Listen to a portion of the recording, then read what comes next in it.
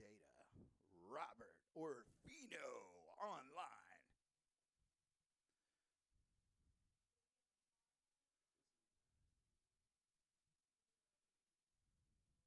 Online? Nice, nice. Okay, gotcha. Okay, Robert is going. Robert is live. All right, that was 58 minutes ago. Let's see if we're going. Okay, here it is. All right, two people are on. Wait, this is. We need to get rid of this part. Special guest is me. You could edit.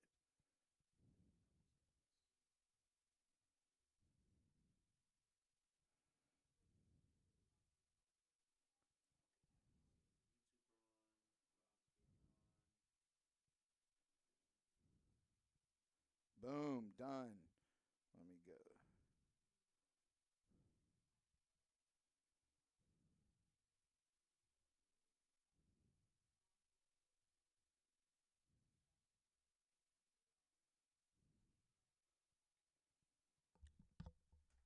Perfect. Okay.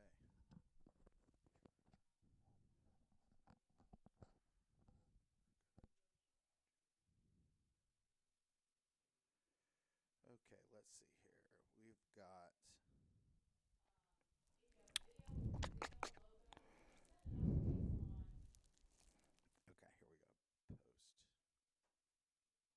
All right.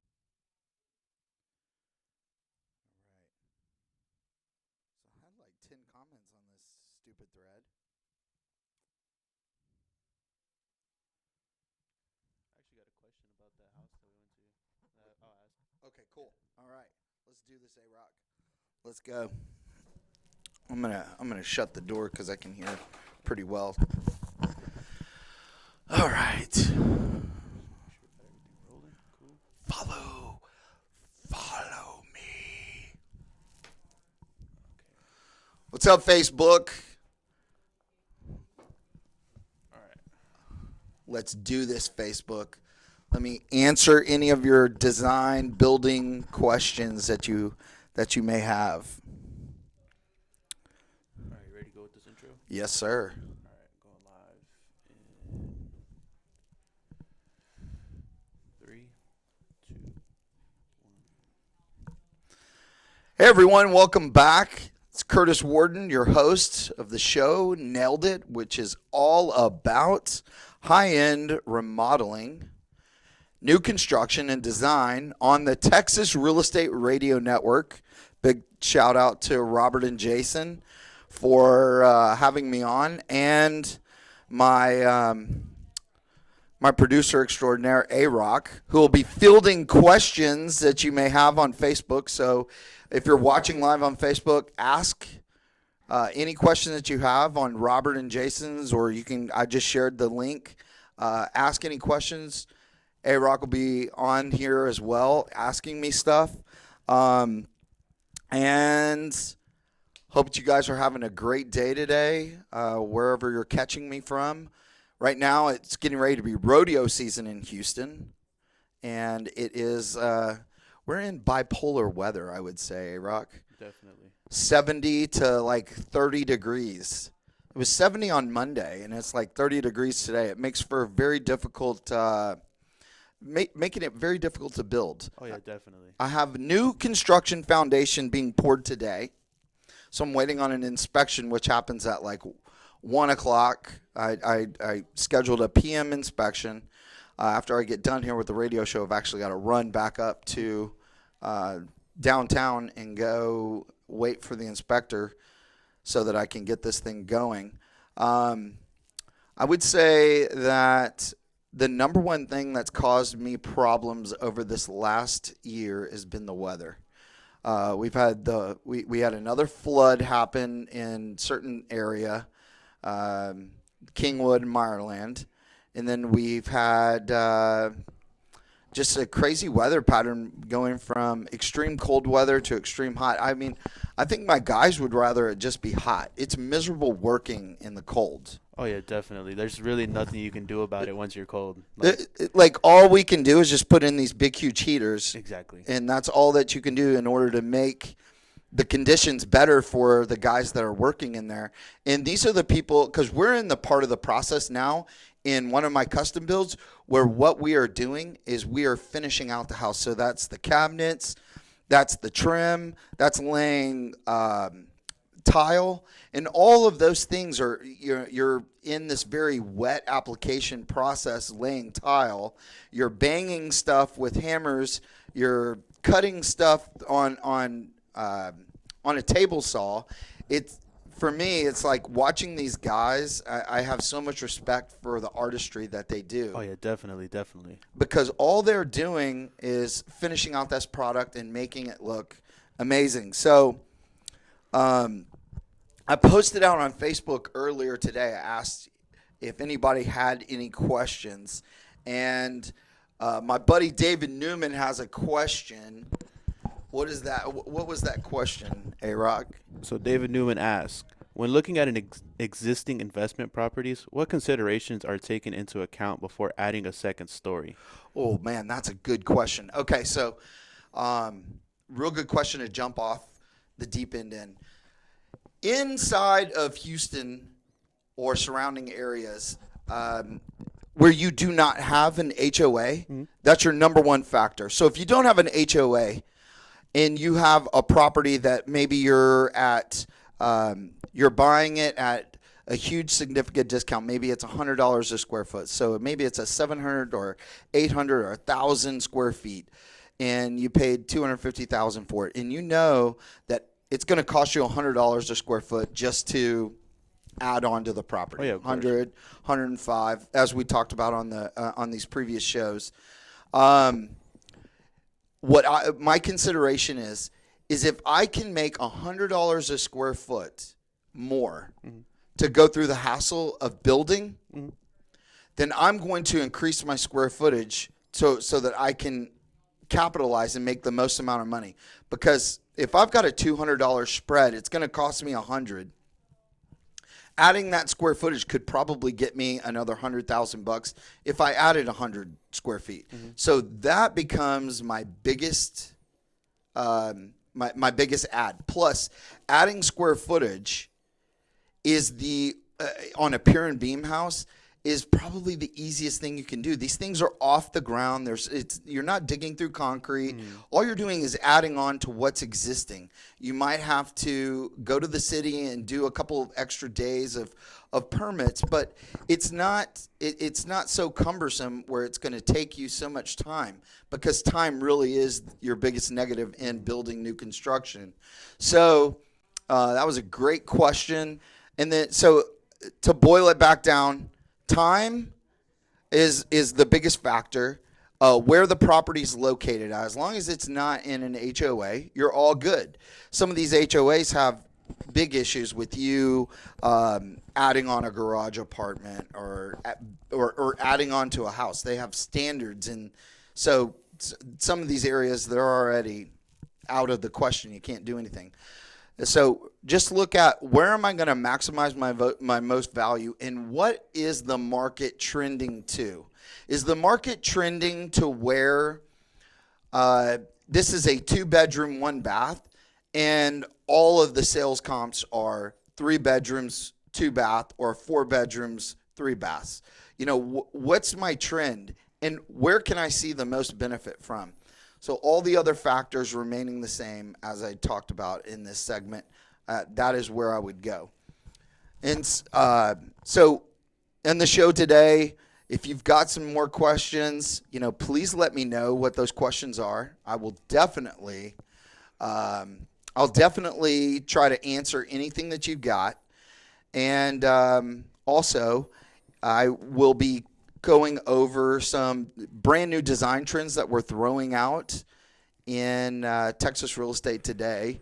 And I'm going to cover, I think, my favorite hack for building and running through new construction. So one of the issues that you have whenever you do these projects and you've got this house that you're doing is once you open up the house, it leaves you so many other questions.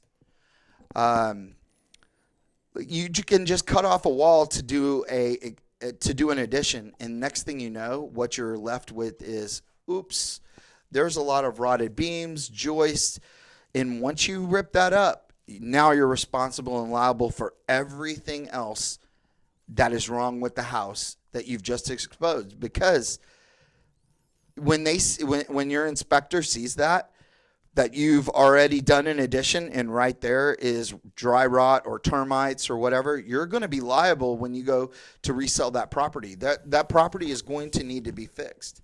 So we're going to go over some of the hacks on how to do that, how to get through this high-end design, remodeling, and construction process whenever we come back from the break, and what some of these new design trends are coming up on the market, and where I get my design ideas from. So if you have any questions, by all means, ask us. If you want to connect with me, please go to Facebook or Instagram, send me a private message. You're listening to Nailed It with Curtis Warden, powered by the Texas Real Estate Radio Network.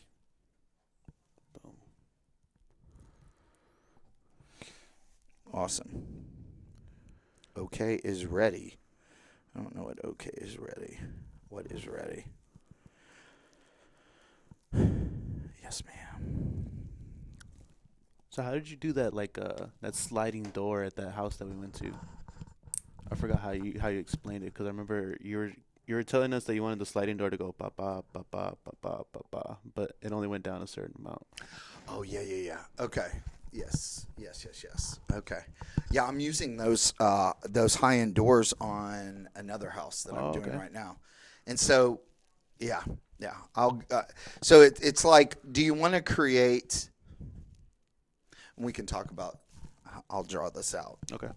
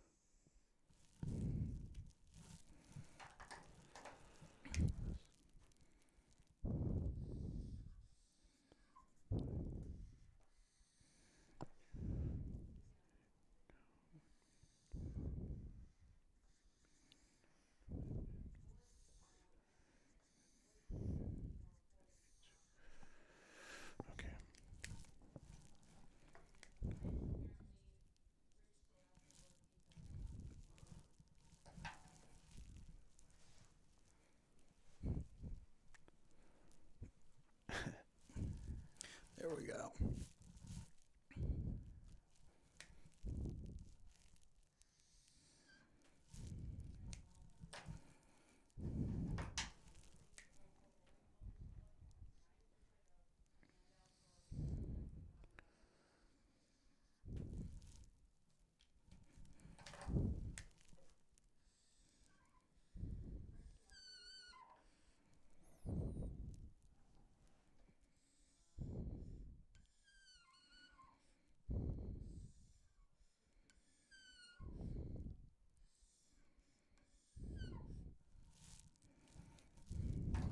Like that? That door? Yeah. Okay, gotcha.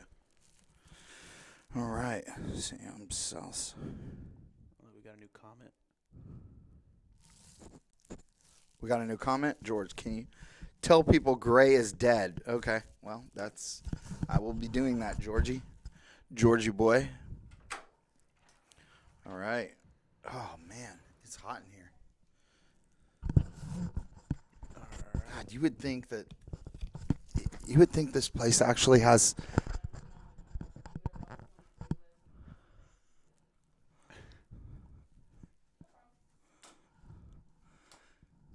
Man, I want to get like a fan for this place. Stop wearing such heavy clothes. You always have like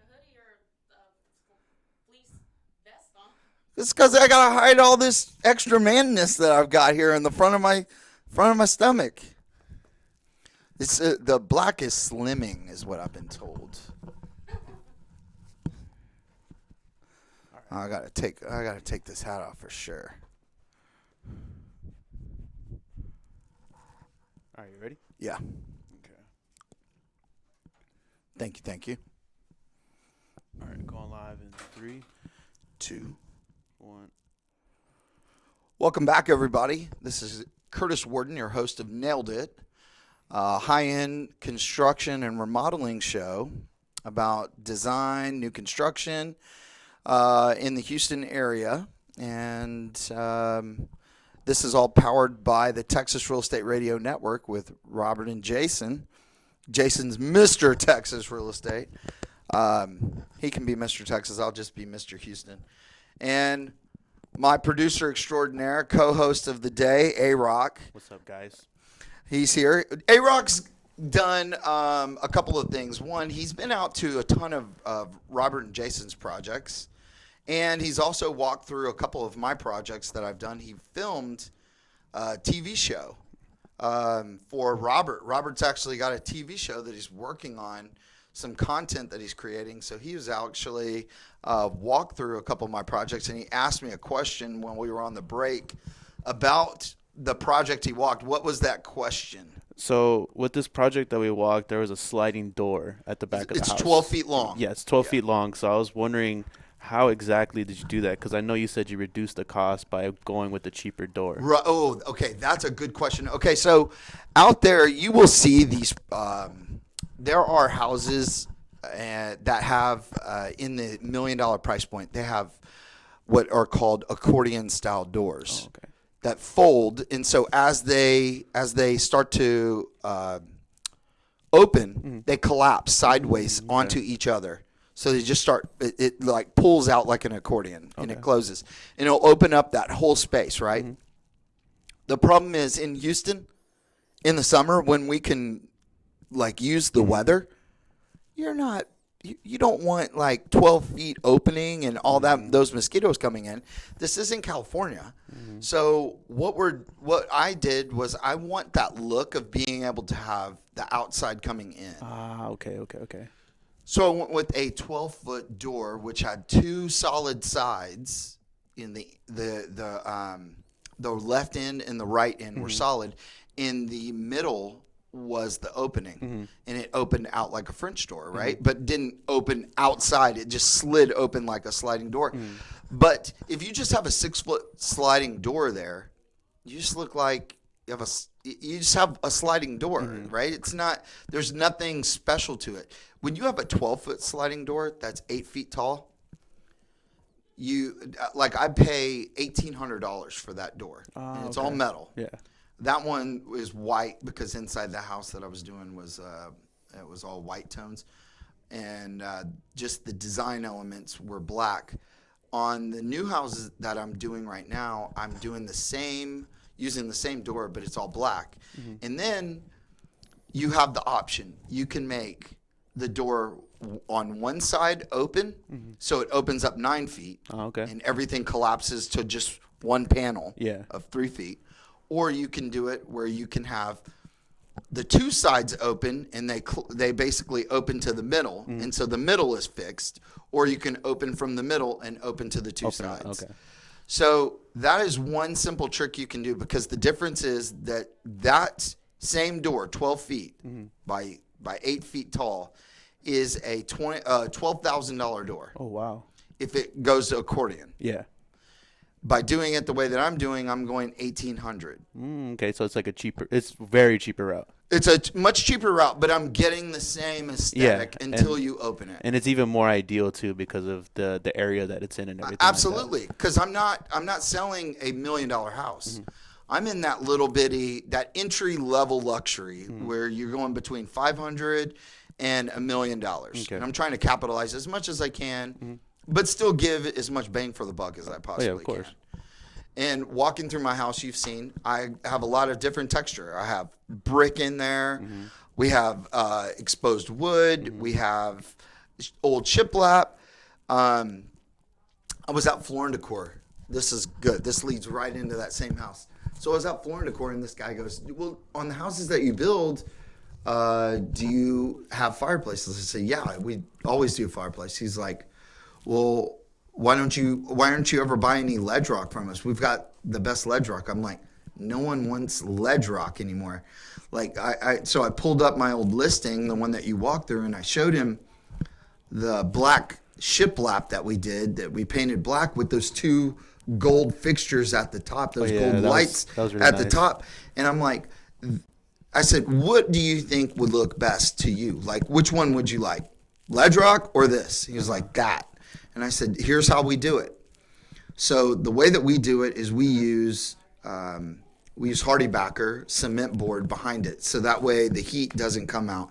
And then we attach the wood by using spacers to give us a gap. We paint that whole wall black, and then we affix shiplap to it and give ourselves a nice little gap. And then we putty everything. All the nail holes are puttied, and we paint it black. And then we create a little side opening access in case that there's any problems with this fireplace, because it's got an electronic starter, and it's a not a gas log, it's a gas enclosed fireplace with those nice little lava rocks that heat up and look all different colors. But then I'm also doing, to save money and still get the design aesthetic that I want, like you need a budget around $2,400 total to get a 42-inch fireplace, self-contained with the glass in front. That's a fake wood log fireplace, gas. What I'm doing is doing 60-inch by 18 inches tall. I'm doing these long, narrow, modern fireplaces now that are electric. And they can attach to your Bluetooth. And so, like, when you're playing music, they change color, or it's got a deal where it automatically goes through random color changes. I've done that on, I think, like 3 houses so far. And it is just, it's amazing the feeling that you get walking in. People love it. It puts out heat but it's electronic. It's not, you're not using the gas. And the cost of those is about $600 to $800. So you're saving, when all is said and done, you're saving about $1,200 between the finish out and the fireplace. Oh, okay. So it's, since you were asking me about the doors, that's one way to save money and still get a high end look. And the fireplace is the other way. A lot of people in Houston don't use a fireplace, but they would love to have that fireplace turned on without any heat, right? Yeah. So in the summer, you still want to use your fireplace. The electronic fireplace is the way to go. You can turn that quote unquote fire feature on in the background, light up those glass rocks, and it gives you the look and feel like you got a fireplace without any of the heat. So I love that. My buddy actually has his real fireplace in his house in Spring Branch, and I think he paid like $3,600 for his fireplace. Oh, dang. Maybe it was like $7,200. But the reason why that is so expensive is it has a heating element that won't fry your TV. Ah, okay. Because when those long fireplaces, they need about 4 to 5 feet separation between the TV and that. So when we come back from the break, we're going to ask me another question, and I'm going to hack your life when it comes to real estate investing. I've got an amazing hack for you guys. And if you guys would like, love, and share us, give us some more comments. When I come back, I'm going to answer George's questions. You're listening to Nailed It with Curtis Warden on the Texas Real Estate Radio Network.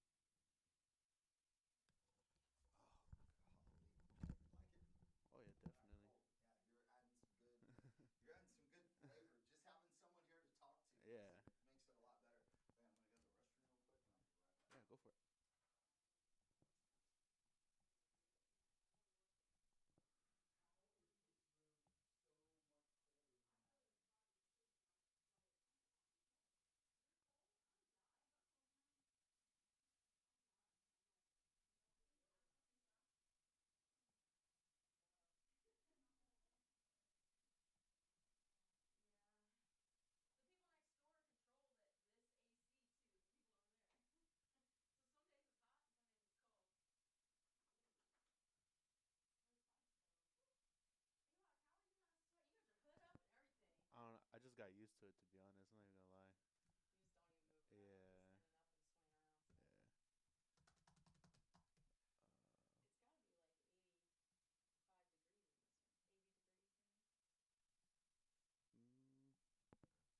Yeah. It's got to be like 85 degrees in this one. 80 degrees maybe. I'd say probably about like a good 80. Yeah. I have no idea. They were left here the other day. Usually there's a lot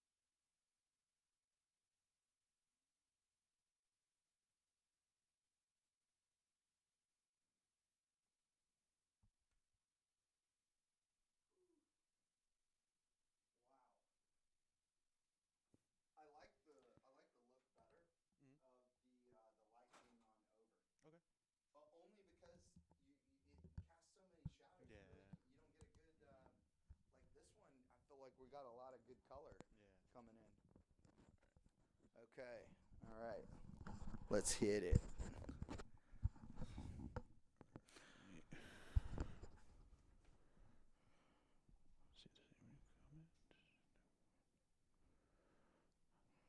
All right, going live in 3, 2, 1. Welcome, everybody. This is Curtis Warden on the Texas Real Estate Radio Network. My show is Nailed It, a high-end remodeling and construction show all about building, remodeling, destroying, and rehabbing Houston one little house at a time or one little block at a time. On the previous segment, I was talking about ways to save money, and then I told you I was going to hack your life. So I have one quick little hack that I think would help you out.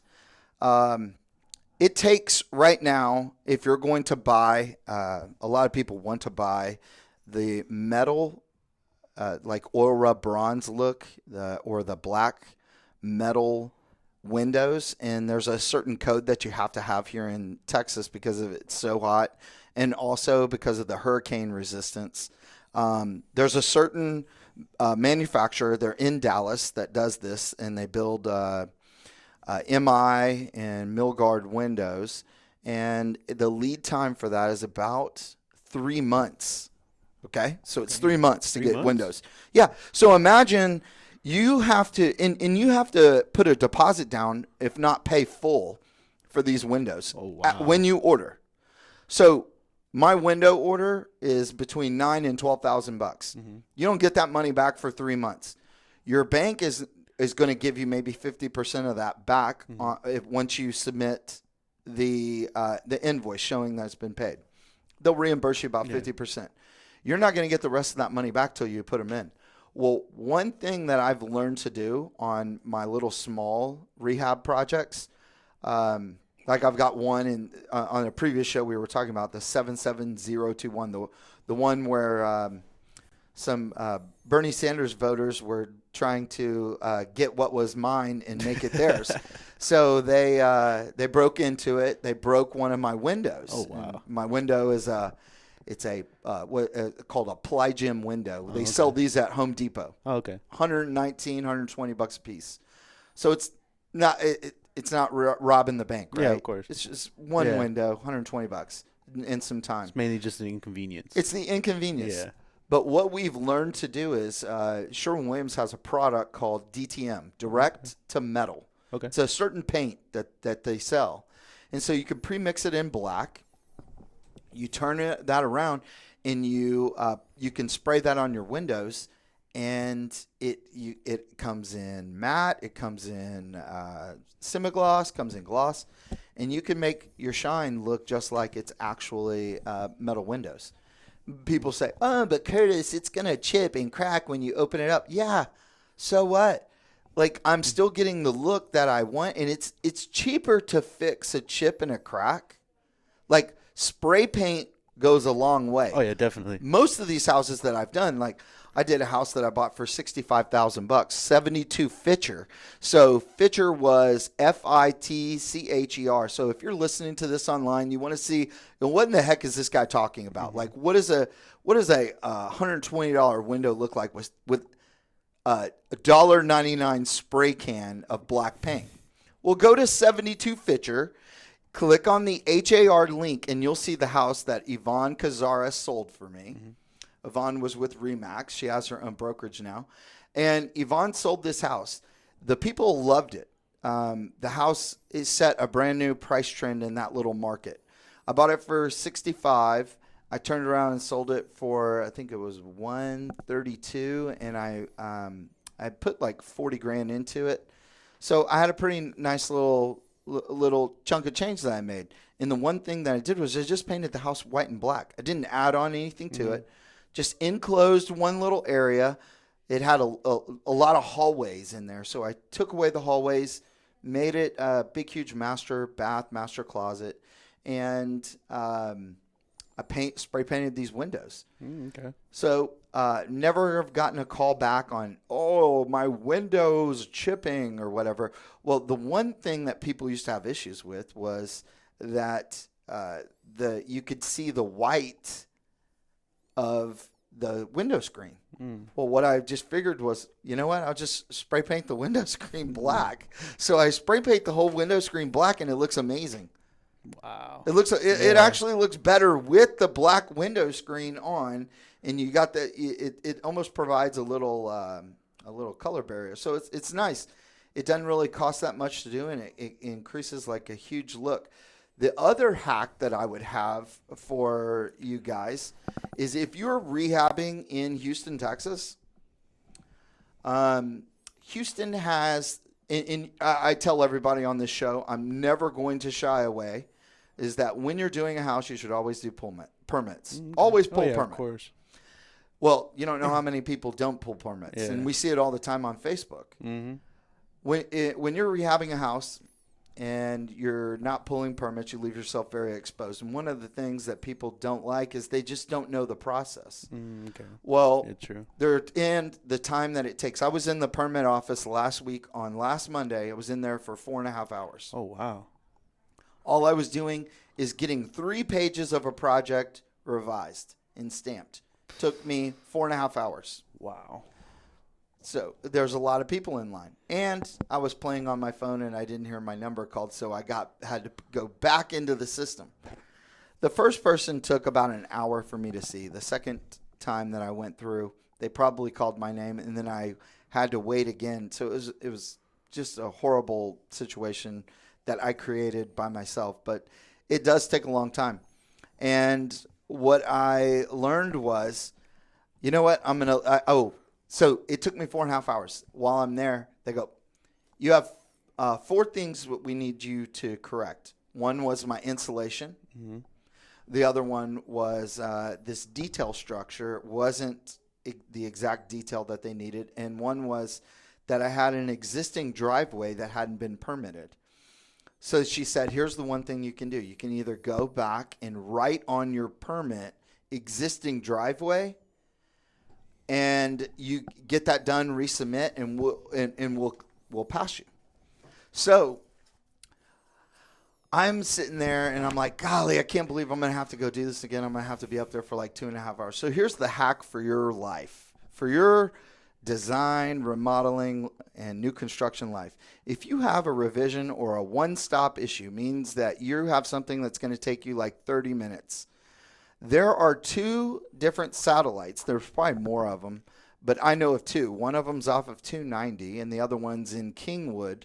that you can go, and they've got like 2 people working at this little satellite office. There's rarely is anybody ever in there. Mm-hmm. They don't really use it, only people that know this.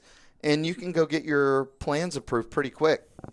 So as long as you've done everything else and that's your last stop, use one of these satellite offices. It'll save you a lot of time and money because time is money. Oh yeah, I'll make sure to remember that when I start getting into projects. Oh, and I everything can't! like I that. can't wait for the first time that you do a project. That's gonna be great. I'm gonna walk through and bring the video camera for your stuff, and I'll help you out along the way.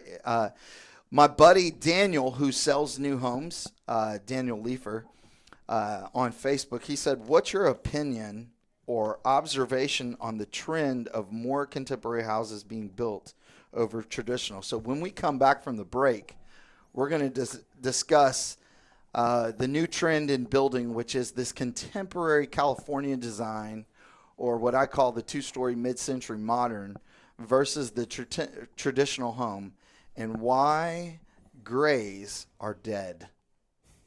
So when we come back from the break, we'll learn more. This is Nailed It with Curtis Warden on the Texas Real Estate Radio Network.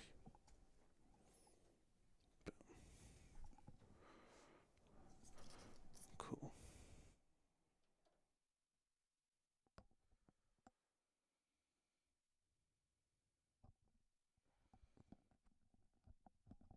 Out for delivery. Okay, so how many more segments? We just did 2, right? No, I think that's the third one, right? Let's make sure. Oh yeah, that was the third one. So it's 1, 2, 3, 4. Yeah, we're on the last one right now. We're on the last one? Yeah. Thank God. Okay, good. Yeah, I've been taking everything that everybody's been saying into consideration about just real estate wise, because I plan on going into business with my dad, because he's a contractor. Yeah. Yeah, so he pretty much knows the ins and outs and stuff like that. Contractor, man, you already have the in. Yeah. That's what most people don't have. All right. All right, you ready to knock out this last one? Let's do it. Sir. Going live in. Hold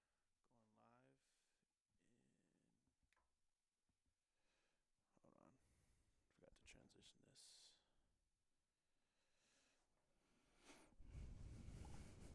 Make sure I get this down. All right. Going live in 3, 2, 1. Welcome back, everyone, on the Texas Real Estate Radio Network. This is Nailed It. I'm your host, Curtis Warden. Nailed It, the show all about high-end design, remodeling, and new construction. Next week, I've got 2 special guests coming up. One is a guy that I met at a white picket real estate event at St. Arnold's Brewery, who stalked me for like 6 months and asked me. He said he was willing to do anything in order to learn from me. So he started following me all around Home Depot and bringing tacos every day to the job site. His name is Brian Burr. Many of y'all have seen us together. We're a bunch of hooligans. And then also I've got a guy, Brad Smith from Smith Family Homes. Brad builds in River Oaks, builds $3 to $5 million homes, and we're going to talk about what the difference is, because he used to be in the Heights. We're going to talk about all the difference between what he is building today versus what it takes to build a $3 to $5 million home. What's the capital outlay, and what are the main design differences that you can get away with in the Heights versus what he's doing today. So when we left, we were talking about Daniel's question. And Daniel sells for, I think he used to sell for Perry Homes. I don't know if Daniel still sells for Perry Homes. Now he's with Ashton Woods. Ashton Woods is they're a high-end developer out in the Woodlands area. And I think that they do some of the Cypress and Katy developments. But Daniel had a question on what my thoughts were about what's my opinion on the contemporary homes being built versus the traditional. I'm just going to tell you, I think the traditional model with all these round edges, it's just dead. Like you see everything as you're walking through a house. You see curved edges. You see archways everywhere, and you don't really get a lot of good architectural design. Like you get these bump outs everywhere with these tall ceilings and inside of their living room. But like, what am I supposed to do with these bump outs? Like, you have a flat panel TV now. No one wants a little bump out to put an armoire that they're never going to use or be able to see. So the difference between the traditional and the modern contemporary home today is, in the suburbs, you're getting, for the most part, you're getting 2 master suites, because they've realized that in that higher end product, that $350 closing in on $400,000 to $600,000 home, which probably sits on a 75-foot frontage. So the front of your lot would be about 75 feet. On these type of homes, what you're seeing is 2 master suites, 1 downstairs and probably 1 upstairs, or 2 downstairs on separate sides of the house. And the reason for that is you have a lot of people with an aging population where the grandparents are starting to move in. So instead of them selling their house and moving into a nursing home, or moving into a senior living facility, or moving into a 65 and older community, or 55 and older community, what they're doing is they're moving back in and having generational living with their family. And when you do that, you're offering something that a lot of people in the market don't provide. And the number one thing that you need to keep in mind in new construction and design is, just like AG said on the previous show, is that I used to focus on being a museum builder, and now I focus on just one area of the house that I can make all my wow factor. You have to remember, when you're buying real estate, the number one thing for you to remember is it's real estate. When you're rehabbing that property, it becomes feel estate. And when you're in the feel estate investment market, you're investing into your buyer's emotions.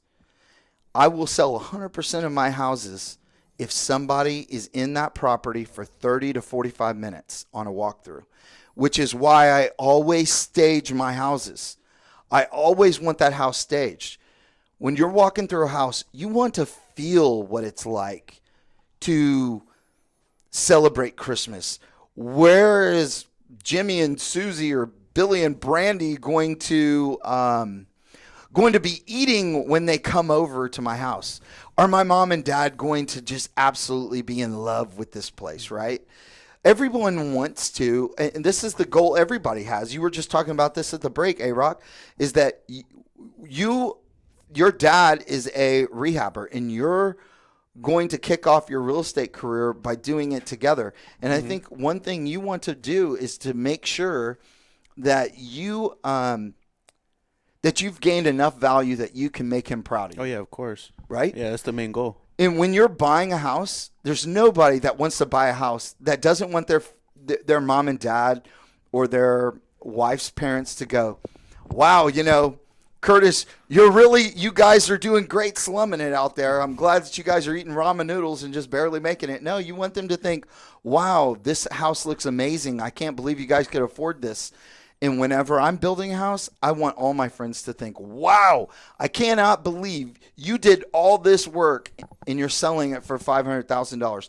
I want to cram as much value as I can into my house because my legacy that I'm leaving is the stamp that I made on that neighborhood, or the mark that I made for the person that's buying that house. As long as I get to make some profit along the way and it's worth my time doing it, I'm going to keep pushing the design envelope as long as I can. And that's what I think that's the reason why a lot of people on Facebook like to follow my projects, because nothing that I do is the same house over and over. I'm always trying to push that design element just a little bit further. So George Mata, who I had like a semi dinner / happy hour with, he met Jason and myself and Brian at a little drinking hole called Cedar Creek in the Heights. George writes on the thread, "Can you tell people that gray is dead?" And I'm going to tell you, if you walk through, the best place to go and see where the trend of color is going is go to Floor and Decor and go walk and see where all of your yellow stickers are, where the yellow banners hanging down with the yellow prices. Those are the prices that they are no longer. Those are the product that they're no longer going to carry anymore. And when you will see is almost 100% of the products that they're not carrying is all gray. Grays are out. What's in is something called grayish. And grayish is that taupe, that killing beige meets some really nice gray, and it becomes like a smoky looking, a light smoky brown. And those tones are coming back. Also, a lot of people like to use light colored grout. So if you're going to use and incorporate a smoky brown or a grayish color on the floor, then you also want to mute that with using a darker color grout, which enhances and lightens the effect of the grayish. So for me, that is that's where the design trends are going. And also navy is a hot color right now. And on the next show, I've got 2 really cool guests coming in, and I just want to appreciate everybody for tuning in and listening. If you can, follow us on Facebook. This is Curtis Warden with Nailed It, powered by the Texas Real Estate Radio Network. Boom. Yeah. Robert said people are texting him Nailed It. He's like, "What's Nailed It?" I was like, "You told Curtis he could call his show that." He's like, "Oh, okay, I just have lots of people texting me right now." I'm like, "Heck yeah, that's awesome." I said, "I'll